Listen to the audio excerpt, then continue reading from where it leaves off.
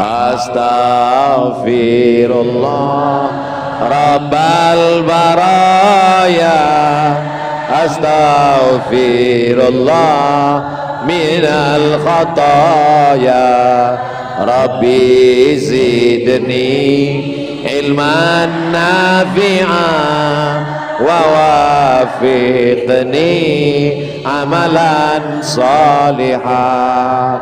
Ya Rasulullah salamun alaik, ya Rafi'a sya'ni wa daraji, atfatan ya jiratal alami, wa uhailal judi wal karami, wa uhailal judi wal karami. Faman ya'mal mithqala dzarratin khairan, sebesar biji sawi pun perbuatanmu akan dinilai, dihisab di hadapan Allah. Ditunjukkan amalannya, sholatnya lengkap, puasanya lengkap, zakatnya lengkap. Ada satu masalah dia, lama hisabnya. Gara-gara apa? Gara-gara ngambil ranting tetangga. Ngambil ranting tetangga aja hisabnya lama, apalagi selimut tetangga. Ngambil ranting tetangga. Ini Ustadz ngomong nih, ngendongeng ini. Ini ada dalam kitab Ar-Risalah Al-Qushairiyah yang dibaca khatam. Masya Allah tabarakallah, salah seorang tuan guru sahabat kami yang ada di Beleke. Beliau ikut mendengarkan kajiannya. Ketika Covid, Ustadz Somad nggak bisa ceramah kemana-mana, di rumah saja. Akhirnya kami khatamkan Ar-Risalah Al-Qushairiyah. Memang Abdul Somad baru pertama kali sampai kemari, tapi Bapak Ibu sudah sering lihat videonya di channel Ustadz Abdul Somad. Jangan lupa subscribe, like, share, and comment. Ngaji bareng UAS Ustadz Abdul Somad, Bank NTB Syariah, Inen Lemo Beleke. Ada tulisannya Beleke. Berarti saya setiap mau nyebut saya harus lihat dulu Beleke. Bapak Ibu yang dimuliakan Allah Subhanahu wa taala, jangan zalim, jangan aniaya, jangan sampai kita rusak hubungan. La yadkhulul jannah, tidak masuk surga. Siapa dia? Qati'ur rahim, orang yang memutus tali silaturahim. Selama saya jalan dari depan, turun mobil, masuk ke rumah tuan guru, lewat aula kemari, berapa tangan yang terinjak, berapa tangan yang sudah ngulur mau salaman gak jadi, berapa kaki yang terinjak. Kaki saya aja kena injak. Kalau yang nginjak kaki sama kaki nggak apa, sepatunya tebal.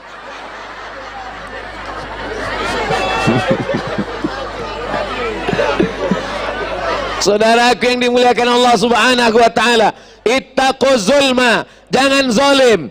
Fa inna zulma zulumatun yaumal qiyamah, karena kezaliman akan menjadi kegelapan pada hari kiamat. Insya Allah hari ini tidak ada yang berbuat zalim, tidak ada yang terzalimi. Apakah Bapak Ibu mau memaafkan salah silap Ustadz Abdul Somad? Salamun alaik ya Rafi'a sya'ni wa daraji, atfatan ya jiratal alami, wa uhailal judi wal karami, wa uhailal judi wal karami. Enaknya kalau selawat rame-rame, nggak hafal, nggak ketahuan. Pas nanti pulang ditanya sama anaknya, tadi perasaan istighfar yang dibaca Ustadz Somad enak mah? Iya, tolong ucapkan sekali lagi. Nggak bisa diulang. Dia sekali, cuman sehari sekali aja. Nanti malam berusaha untuk ngapal. Ya Rasulullah, salamun alaik, ya rafi'a sya'ni wa daraji, atfatan ya jiratal alami, ya uhailal judi wal karami. Itu solawat untuk menenangkan kita. Saya yakin 100% waktu ibu-ibu dulu mengandung anaknya pasti bersolawat kan? Yang nggak bersolawat bingung mau jawab. Iya kan? Iya. Pas lagi ngandung anak, salatullah salamullah ala taha rasulillah, salatullah salamullah ala yasin habibillah, tawassalna bismillah wa bil hadi rasulillah wa kulli mujahidin lillah bi ahlil badri ya Allah. Makanya ceramah di Beleke tenang, anak-anaknya tenang, ibunya tenang. Kenapa? Karena solawat. Di tempat lain saya ceramah, anak-anaknya manjat tiang, disangkanya panjat pinang, narik-narik jilbab emaknya. Di sini saya tenang, saya yakin itu anak-anak yang lari-lari, lompat-lompat, narik-narik itu, waktu emaknya ngandung pasti nggak solawatan. Pasti pas sedang ngandung, langsung anaknya ngomong dari dalam,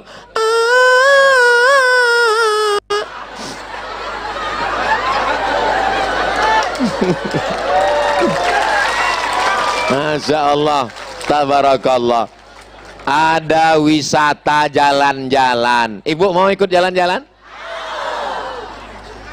Jalan-jalannya ke Moskow. Moskow itu ibu kota Rusia. Nama presidennya Vladimir Putin. Yang menyerang Ukraina Zelensky. Jalan-jalan ke Rusia, nanti dibawa ke museum untuk ngelihat lukisan yang cantik dan indah, diiringi dengan suara musik Mozart, Beethoven, dan klasik. Tapi syaratnya berat, saya nggak bisa ikut. Syaratnya apa? Mesti hamil 5 bulan. Kenapa? Karena ibu yang hamil 3 bulan, 4 bulan, 5 bulan melihat lukisan supaya matanya ngelihat yang indah-indah. Kenapa mendengarkan musik Beethoven dan Mozart? Supaya telinganya mendengar musik lembut yang indah-indah, supaya anaknya mudah diatur. Itu percaya nggak percaya? Orang barat nggak bertuhan, komunis percaya bahwa anak yang di dalam itu berpengaruh terhadap kebiasaan ibunya. Ibunya suka ceramah, makanya kalau datang ke tuan guru, ibu datang ke tuan guru, assalamualaikum tuan guru, waalaikumsalam. Saya nih hamil, sebaiknya baca apa ya tuan guru? Baca Quran. Saya nggak sanggup baca khatam 30 juz. Kira-kira surat apa yang bagus? Surat Yusuf. Maka dibaca surat Yusuf. Maksud tuan guru supaya anaknya imannya kuat, nggak mempan digoda Zuleka, karena imannya seperti iman Nabi Yusuf. Si ibu salah faham, dia sangka anaknya nanti ganteng seperti Nabi Yusuf. Begitu lahir anaknya hitam pesek, komplain sama tuan guru. Tuan guru, saya selama hamil sudah baca surat Yusuf, kok anak saya begini? Tuan guru ini orangnya sabar, dia senyum, dia tanya suaminya mana? Ini, ya kan mirip. Masa suaminya begini anaknya ganteng? Buah itu jatuhnya tidak jauh dari pohon, kecuali kalau jatuhnya ke sungai atau dilarikan burung. Innallaha la yanzuru ila ajsamikum. Allah tidak melihat bentuk rupa kamu. Allah tidak melihat bentuk tubuh kamu. Kalau masuk surga itu karena tubuh badan, maka gajah lebih dulu masuk surga. Kalau yang dilihat itu bulu, monyet masuk surga. Yang dilihat itu adalah amal soleh, bukan soman. Ini yang hadir ini mengawali tahun barunya dengan amal soleh.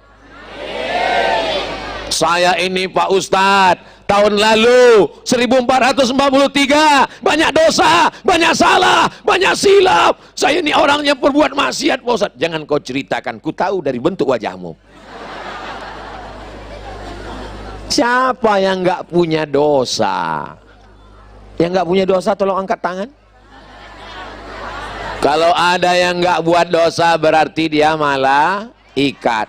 Kalau ada yang buat dosa terus setan. Dan di sini nggak ada malaikat juga nggak ada setan. Di sini ada manusia yang kadang-kadang baik, kadang-kadang nggak baik. Ustadz dari tadi ceramah kok megang tiang, takut angin kencang.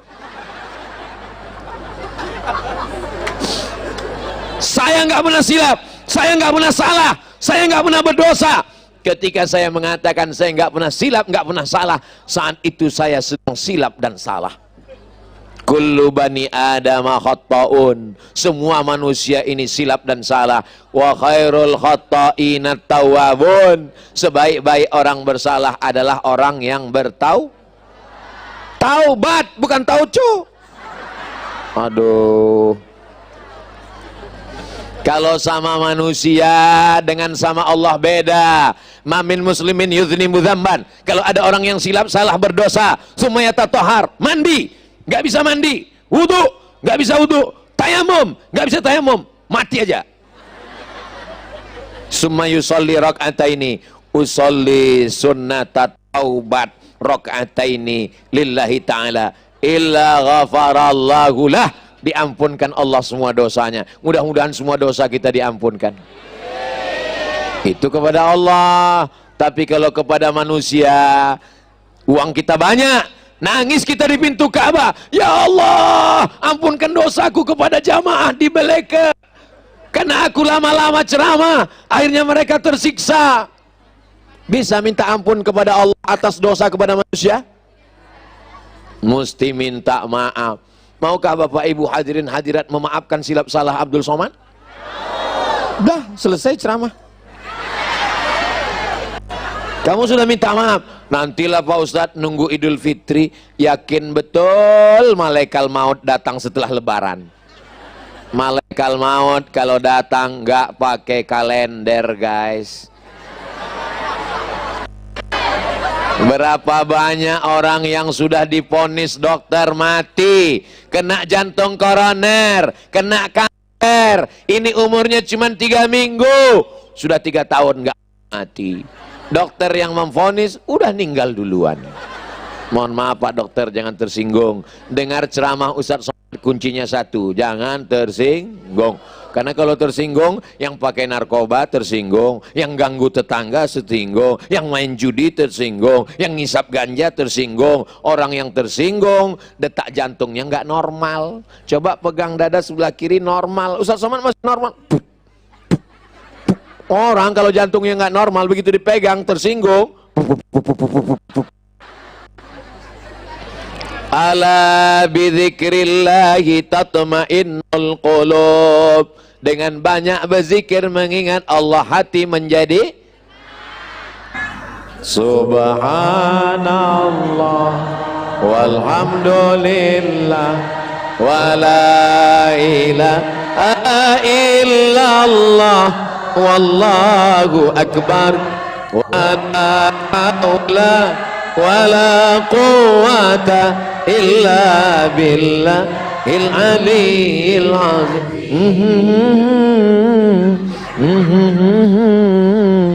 Itu caranya kalau nggak hafal syairnya. Mudah-mudahan yang tahun lalu nggak salatnya nggak tinggal. Assalamualaikum warahmatullahi wabarakatuh. Waalaikumsalam. Alhamdulillah barokah ceramah Ustadz di kampung kami. Begitu Ustadz pulang suami sekarang sudah sholat. Sholat apa Bu? Sholat Jumat. Aduh. Man taraka salata muta'ammidan, siapa yang meninggalkan salat secara sengaja, faqad kafara jihara, kafirlah dia secara nyata. Na'udzu. Saya yakin dan percaya ini suami-suaminya pasti sholat semua. Kalau suaminya nggak sholat, nggak mungkin istrinya diizinkan pergi pengajian. Betul? Orang beleke manggil suaminya apa? Abang, amang, abang, ama. Ama, aku mau pergi pengajian. Siapa yang ceramah? Ustadz Somad. Silakan pergi. Ama enggak ikut. Ama mau main gaple sebentar. Paling tidak dia tidak menghalangi istrinya beribadah. Doakan pagi, petang, siang dan malam. Saya banyak ketemu suami-suami yang enggak sholat, enggak puasa, mabuk. Tobatnya bukan karena ceramah Ustadz Somad. Saya diundang ke rumahnya, tidur di kamarnya, pakai kendaraannya. Saya ini tobat, dalam hati saya, ini pasti dia cerita, dia tersentuh karena ceramah saya. Saya ini tobatnya Pak Ustadz, saya pun udah siap-siap. Bukan karena Ustadz. Hah? Saya tobat karena istri saya berkata waktu mau tidur malam, nanti kalau abang mati gimana? Ustadz sama ceramah 1 jam, nggak masuk ke hatinya. Tapi ibu cuma ngomong 5 kata, kalau ama nanti mati gimana? Ternyata ucapan yang keluar dari hati masuknya ke hati. Tapi yang ucapan dari mulut cuma sampai ke mulut, MLM, mulut ke mulut. Nanti kalau ama mati gimana? Terngiang di tengah malam, kalau ama mati gimana? Pas bangun pagi, kalau ama mati gimana? Kalau yang 5 kata itu nggak masalah, tapi kelanjutannya itu, nanti kalau ama mati gimana? Mobilnya akan aku pakai dengan suamiku yang baru. Nanti rumahnya akan kupakai dengan yang baru. Itu terngiang-ngiang di kepalanya. Akhirnya dia tobat nasuha dan suka pengajian. Jadi ibu, kalau sekarang suaminya agak-agak seperti Fir'aun, agak-agak seperti Qarun, sabar-sabar aja, doakan tiap malam. Pulang nanti ingatkan dia, nanti kalau amak mati gimana? Bapak Ibu yang dimuliakan Allah Subhanahu wa taala. Ada ustadz yang ceramah, tapi Ustadz Somad ceramah ini kepada orang yang sudah baik, sudah pakai jilbab, sudah sholat, sudah puasa, sudah ngaji. Ini bukan dakwah, ini namanya taklim, ngajar. Ada orang yang belum sholat, jadi sholat gara-gara ibu. Ada orang yang pakai narkoba, berhenti gara-gara ibu. Ada orang yang berzina, tobat gara-gara ibu. Maka ibu lebih mulia daripada Ustadz Abdul Somad. Itulah yang sebenar-benarnya dakwah. Ayyahdiyallahu bika rajulan wahidan. Satu orang dapat hidayah karena lisanmu, khairum min umurin na'am. Lebih baik daripada kau mendapatkan seekor unta yang merah. Unta merah kendaraan termahal zaman Nabi Muhammad sallallahu alaihi wasallam. Khairum minad dunya wa ma fiha. Lebih baik daripada dunia dan seisinya.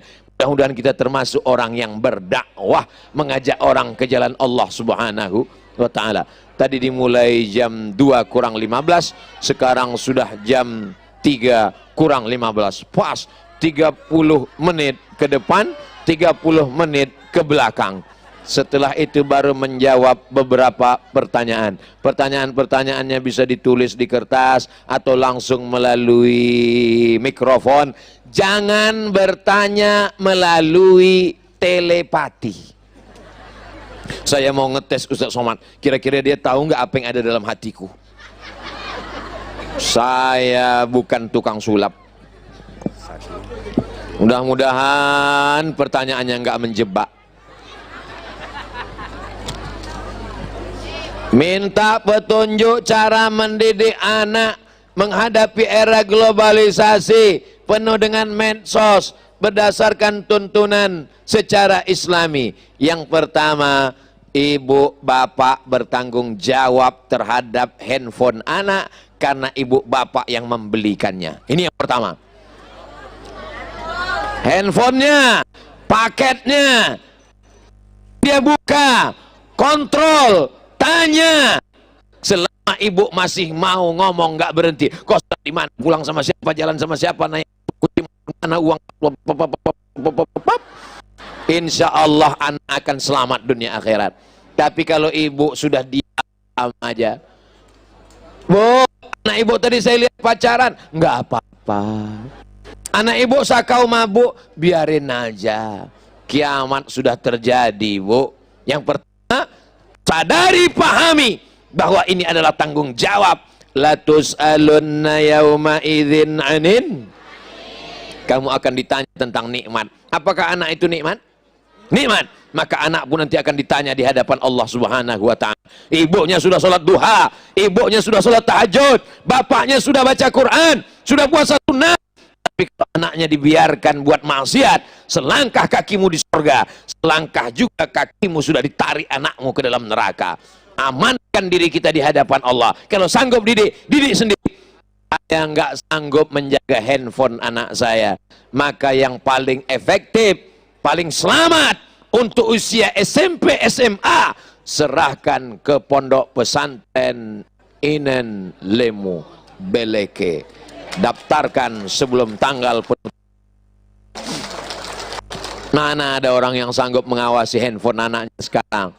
Anak nangis, saya megang anak saya, tiba-tiba dia nangis, bingung saya mau mendiamkannya. Saya bawa ceramah, makin nangis, nangis terus, bingung saya. Ada handphone, saya kasih Upin Ipin, diam dia. Dalam hati saya, Abdul Somad, kau melarang anak orang, sekarang kau kan Upin Ipin. Rupanya karena anak ini sesama gundul, dia merasa ada saudara. Jadi hanya dia Jadi handphone itu adalah yang bisa menyelamatkannya pondok pesantren. Tapi nanti kalau dia sudah tamat pesantren, kirim dia ke Rubat Tarim. Ini ada Ustadz Zaki, alumni dari Rubat Tarim, punya pondok di Lombok. Tanya beliau bagaimana caranya ke Rubat Tarim. Ada Dr. Zaki Abdillah Azhar, bagaimana cara kirim ke Mesir, ke Maroko. Ustadz Somad dulu dari sana, nanti kita usahakan. Ke Turki ada Sulaimaniyah, insya Allah selamat. Adapun usia SD, maka bisa ditarik. Ada masjid dekat rumah kami, anak-anak main game online di warnet berhari-hari, bingung orang tua gimana caranya. Suatu hari pengurus masjid membuat program namanya tahfiz juz 30, amma yatasa'alun sampai kul a'udzu birabbin. Anak-anak habis maghrib nyetor. Rupanya anak-anak ini kalau dikasih beban hafalan, dia berhenti main game. Tiba-tiba game online berhenti, warnet kosong. Kenapa? Karena anak-anak nanti malu kalau nggak bisa nyetor habis maghrib. Jadi salah satu cara, kalau untuk SMP, SMA nggak ada cara lain, pesantren. Adapun untuk usia TK dan SD, ini masih bisa kita kendalikan. Handphonenya bisa dipegang, bisa tunjukkan gambar anak-anak yang matanya keluar sebesar bakso gara-gara radiasi. Jangan pakai ini, jangan pakai handphone terus. Tengok nih gambar anak-anak kan, matanya rusak kan, kulitnya rusak kan.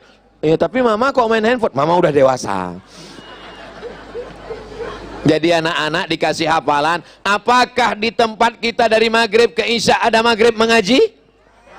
Jangan cuma belajar baca, bebani dia dengan hafalan. Besok malam wadduha, besok malam alam nasrah. Nanti dia sibuk ngapal sampai lupa dia dengan handphone. Tapi ada satu yang paling penting, ya Allah, lupakan anakku ini dengan handphone ya Allah, jangan lupakan dengan aku ya Allah. Mudah-mudahan anak kita semuanya menjadi anak-anak yang soleh dan solehah. Bismillahirrahmanirrahim. Assalamualaikum WRWB.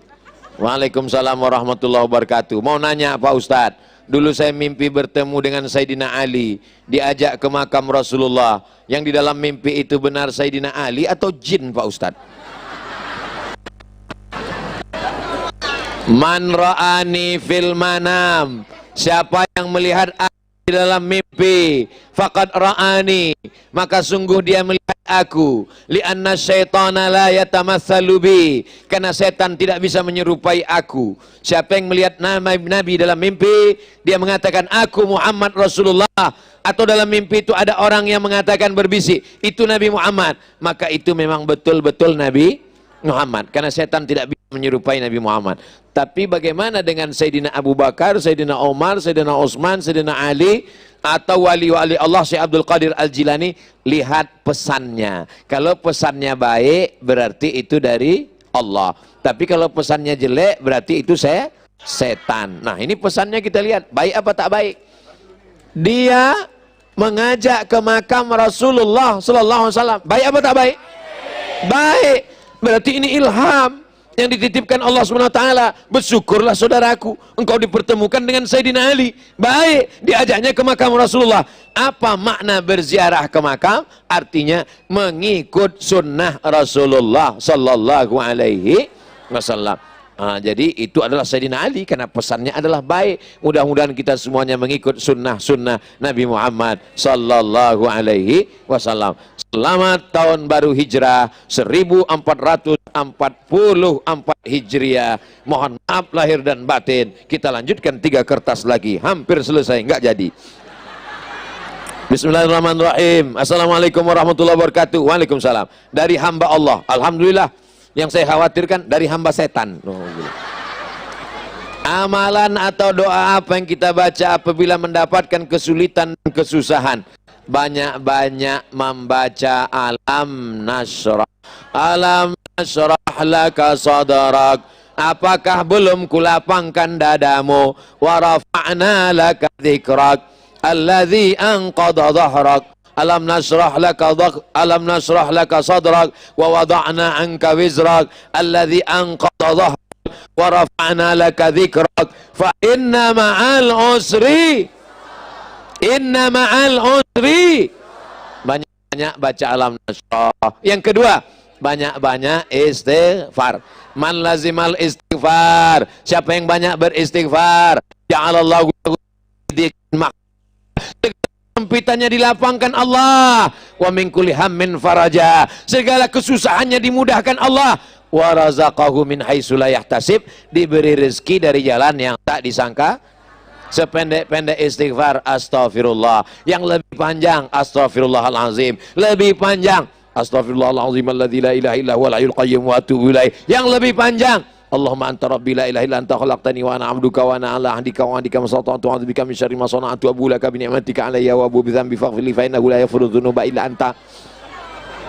Yang ketiga, banyak-banyak bersolawat. Allahumma salli ala Sayyidina Muhammad wa ala ali Sayyidina Muhammad. Allahumma salli ala Sayyidina Muhammad wa ala ali Sayyidina Muhammad. Tapi ngobrol dengan orang tetap. Jangan nanti tamunya datang, Assalamualaikum, Waalaikumsalam, gimana saya mau minjam rantang. Allahumma salli ala Sayyidina Muhammad wa ala ali Sayyidina Muhammad. Yang kelima, wa may yattaqillaha yaj'al lahu makhraja. Siapa yang takut kepada Allah, bertakwa, maka Allah berikan dia solusi jalan keluar. Siapa yang takut kepada Allah, nampak jalan keluar. Yang belum nampak jalan keluar nih saya. Mana nanti jalan keluar nih? Wa may yattaqillaha yaj'al lahu makhraja wa yarzuqhu min haitsu la yahtasib. Diberi Allah rezeki dari jalan yang tidak disangka-sangka. Wa may yatawakkal 'ala Allah, siapa yang bertawakal 'ala Allah, fahuwa hasbuh, maka Allah akan memperhitungkannya, cukuplah Allah menjadi penolongnya. Qad ja'alallahu likulli syai'in qadra, semua sudah ditetapkan Allah. Malam tadi ada yang takut hujan, ya Allah jangan turunkan hujan. Ada yang takut kepanasan, jangan sampai kami kepanasan. Diturunkan Allah awan sehingga tenang, adem, ayam, tentram. Masya Allah. Ini doa orang yang makbul doanya semua.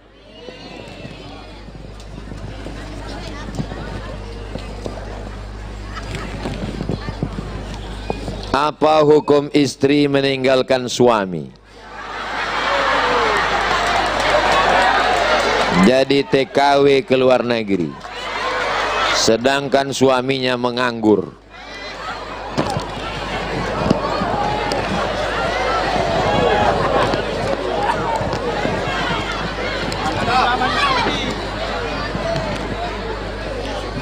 Waqarna fi buyutikunna, wahai perempuan, tugas utama kalian di rumah.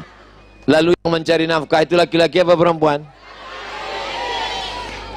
Ibu punya hak terhadap suami 5, bapak punya kewajiban terhadap istri 5. Yang pertama makan. Ibu udah dikasih makan?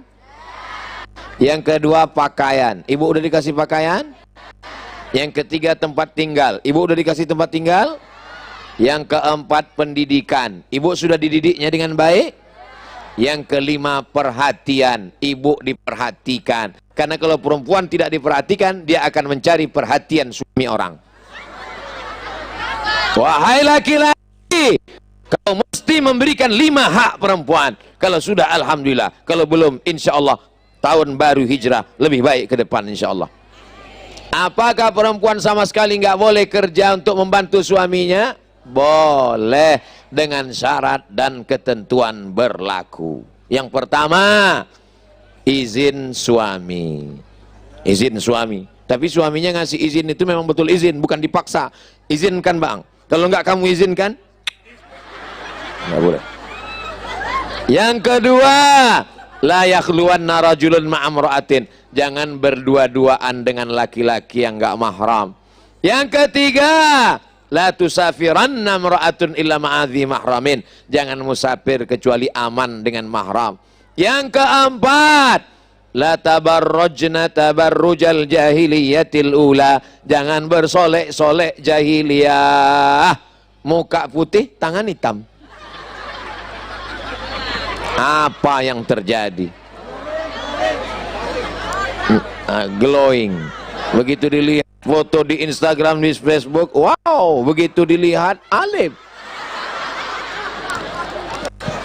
Nah, bisa dipahami dari jawaban Ustaz Somad. Mudah-mudahan suami yang belum mampu dibukakan pintu rezekinya. Baik, ini terakhir. Indonesia ada kertas satu lagi. Assalamualaikum warahmatullahi wabarakatuh. Waalaikumsalam.